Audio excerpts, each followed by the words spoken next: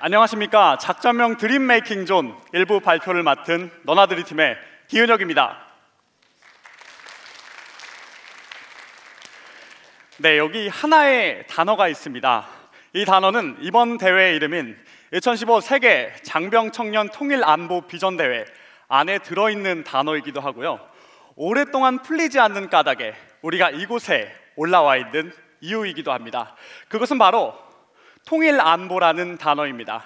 통일 안보 안에는 크게 두 가지의 핵심적인 키워드를 담고 있습니다. 첫째는 국가 안보이고 두 번째는 평화 통일입니다. 먼저 국가 안보의 뜻을 살펴보겠습니다. 국가 안보란 외세의 세력으로부터 국가를 안전하게 지킨다는 것 뜻을 담고 있습니다. 세계 유일의 분단 국가인 우리나라의 특성상 그 주된 안보의 대상이 북한이라는 점이 조금은 독특합니다. 한민족을 사이에 두고 안보의 대상이라는 이러한 아이러니한 점을 해결하기 위해 우리는 줄곧 평화 통일을 강조해 왔습니다. 하지만 현재 우리나라에서는 이 국가 안보와 평화 통일이 조금은 상충되고 있습니다. 흔히 국가 안보를 좀 더 추구하는 사람을 보수적인 성향을 지닌 사람으로, 평화 통일을 좀 더 추구하는 사람을 흔히 진보적인 성향을 지닌 사람으로 치부해버리고 있기 때문입니다. 국가 안보와 평화 통일, 마땅히 공존해야 하고 함께 해야 하는 단어이지만 이 두 가지 단어에 대해서 정치적인 인식과 편견을 갖고 바라봤기 때문에 이 두 가지 단어는 점점 멀어지고 있는 것이 그 현실입니다. 통일을 하게 되면 굉장히 많은 이점과 강점들이 있습니다. 국방비 절감과 같은 경제적 효과도 있고요. 통합정부 출범이라는 정치적 효과 또한 존재하고 있습니다. 오랜 민족의 비원을 해결한다는 사회적 효과 또한 존재하고 있습니다. 이처럼 통일을 하면 굉장히 많은 이점과 강점들이 있습니다. 하지만 이러한 강점과 이점들을 우리 국민들에게 소개한들 우리 국민의 대다수가 통일에 대해서 부정적인 인식과 편견을 갖고 있다면 이것들을 소개하는 것조차 상당히 무의미한 것이 사실입니다. 그래서 저희는 이 통일에 대한 부정적인 인식을 깨고 긍정적인 인식을 심어주는 것은 어떨까라는 생각을 해봤습니다. 인식을 바꿔보자. 어떻게 보면 굉장히 추상적이고 비현실적인 말일 수도 있겠는데요. 저희는 이 추상적인 말을 구체화시키고 현실화시킬 수 있는 곳이 어딜까 생각해봤습니다. 그곳은 바로 한반도 내에서 유일한 평화지대인 DMZ입니다. DMZ 내에는 유일하게 군대 주둔, 군사시설, 무기 배치가 전면적으로 금지된 작은 통일지대입니다. 지도에서 보시는 것과 같이 DMZ는 서쪽부터 동쪽으로 남쪽, 북쪽 2km, 총 4km의 폭을 가진 작은 통일지대입니다. 이 DMZ 안에는 천혜의 자연 환경과 역사적인 현장들이 고스란히 남아있는 곳이기도 합니다. 저희는 이 작은 통일지대인 DMZ 안에 들어있는 평화의 기운을 한반도 전역으로 넓혀보는 건 어떨까라는 생각을 해봤습니다. 즉, DMZ는 유일한 작은 통일지대입니다. 이 작은 통일지대인 DMZ와 그 인근 지역을 활용해서 더 많은 사람들이 DMZ를 방문하도록 만들고 방문한 사람들이 조금이라도 통일에 대해서 인식이 변화할 수 있다면 그것이 바로 저희가 준비한 DMZ 프로젝트의 시작이 될 것입니다. 자, 그렇다면 지금부터 저희가 야심차게 준비한 드림 메이킹 존 DMZ 프로젝트를 김수현 씨와 함께 만나보겠습니다. 네, 안녕하십니까. 두 번째 발표를 맡은 김수현입니다. 저희 DMZ 프로젝트는 디밀리터라이드 존이라는 뜻을 담은 DMZ를 통일이라는 꿈이 현실화되는 곳 드림 메이킹 존으로 재정의해봤습니다. DMZ라는 작은 통일지대 안에 문화, 예술, 관광을 더하는 건데요. 이렇게 해서 이 작은 통일지대의 평화의 기운이 전체로 퍼지는 것이 저희 DMZ 프로젝트의 목표입니다. 첫 번째는 DMZ와 문화의 결합입니다. 여러분, 이 세 가지 포스터 다들 아시죠? 대한민국 사람이라면 이 영화들을 보고 느껴지는 그 슬픈 감정 다들 공감하실 텐데요. 이렇게 통일에 대해 한 번 더 생각해보게 하고 긍정적으로 인식할 수 있게 하는 가장 쉬운 방법은 문화 콘텐츠를 활용하는 겁니다. 그래서 이런 생각을 해봤습니다. DMZ 내에서 쉬고 있는 시설, 사용하지 않는 시설과 DMZ 내의 통화, 문화 콘텐츠를 함께 결합해보면 어떨까라는 생각이 들었습니다. 그래서 저희가 찾아낸 곳이 바로 임진각 평화누리공원입니다. 네, 뒤에서 보시는 사진이 임진각 평화누리 공원의 사진입니다. 우측 사진을 보면 커다란 상영관이 있죠. 야외 상영관으로 매년 행사가 열리는 곳이기도 합니다. 하지만 행사가 열리는 날 이외에는 쉬고 있는 유휴 공간이기도 한데요. 저희는 앞선 DMZ 관련 통일 관련 문화 콘텐츠를 이곳에서 상시적으로 상영하면 어떨까라는 생각을 했습니다. 그냥 공원 한번 왔다가 가는 일회적인 방문객을 문화 플랫폼을 만들어 놓음으로써 이 문화 때문이라도 다시 와보고 싶다, 이런 장소를 만들고 싶은 것이 저의 목표입니다. 두 번째는 철원에 있는 조선 노동 당사의 모습입니다. 2002년부터 문화재로 지정이 됐고요. 지금은 관광 DMZ의 루트로도 개척이 됐습니다. 하지만 예전부터 이랬었나? 아닙니다. 이곳을 개발시키고 사람들의 관심을 끌게 된 것도 바로 문화의 힘인데요. 바로 서태지와 아이들이 94년도에 통일의 염원을 담은 달해를 꿈꾸다라는 노래 때문입니다. 이 노래의 뮤직비디오를 바로 이 조선 노동당사 앞에서 촬영을 했고, 실제로 이 이후에 관광객들이 증가해 관광 루트로까지 발전이 됐습니다.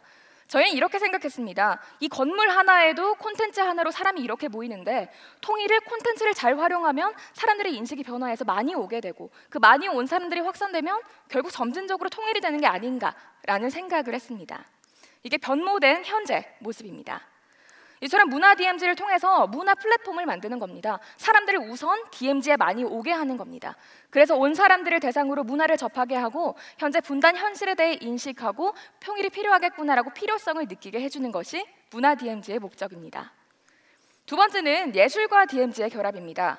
저희가 실제로 이 발표를 위해서 고성 DMZ, 철원 DMZ, 파주 DMZ를 실제로 방문했습니다. 방문하면서 느낀 점이 있습니다. 실제로 활용하거나 유휴 공간이 많아서 꾸밀 수 있는 공간이 많다는 것이었습니다. 하지만 무작정인 꾸밈이 아니라 이 세 가지 원칙을 지켰는데요. 첫 번째는 자연 환경을 해치지 말자는 것이었습니다.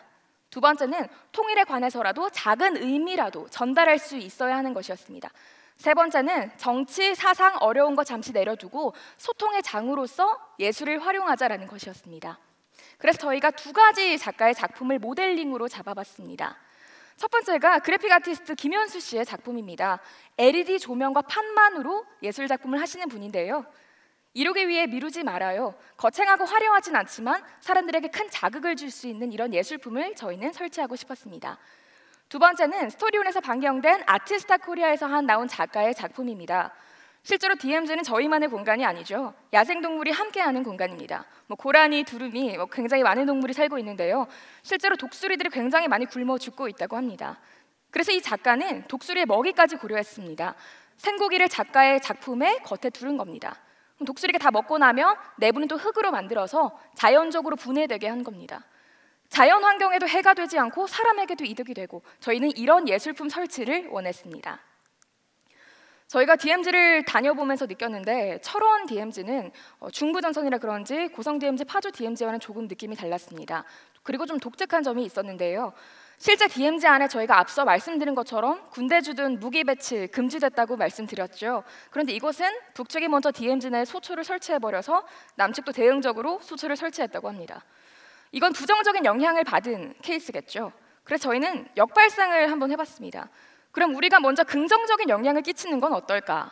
우리가 먼저 남측에 예술작품을 설치하자. 그럼 북측도 설치하지 않을까?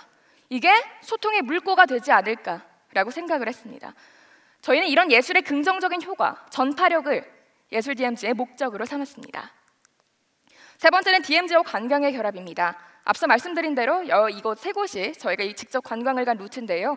각각 왕복 7시간이 넘는 힘든 여정이었습니다. 하지만 관광을 해보면서 저희가 직접 느낀 것이 너무나 많았습니다. 과거에서 현재까지론 잘 이어져 있는데 미래에 대한 비전 제시를 담은 콘텐츠가 부족하다는 겁니다. 예를 들어 6.25 전쟁으로 너무나 많은 분들이 고통을 받았고 너무나 많은 분들이 상처를 입었습니다. 그래서 현재 한 민족이 대치하고 있습니다.